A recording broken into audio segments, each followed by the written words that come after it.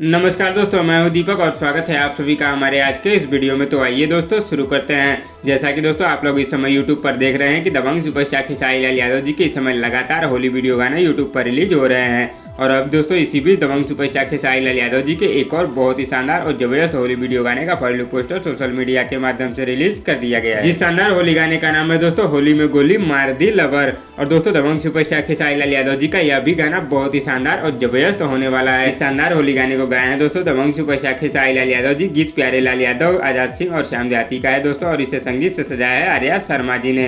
और दोस्तों दबंग सुपरस्टार खेसारी लाल यादव जी का यह जबरदस्त होली गाना आप लोगों के बीच बहुत ही जल्दी अंकिता फिल्म्स यूट्यूब चैनल पर रिलीज किया जाएगा। तो दोस्तों आप लोगों को दबंग सुपरस्टार खेसारी लाल यादव जी के आने वाले इस नए शानदार होली गाने का नाम कैसा लगा हमें नीचे कमेंट बॉक्स में जरूर बताइएगा। और वीडियो पसंद आए तो लाइक करिए और इसी तरह की चटपटी खबरों की डेली अपडेट के लिए हमारे यूट्यूब चैनल को भी सब्सक्राइब कर लीजिए। धन्यवाद दोस्तों।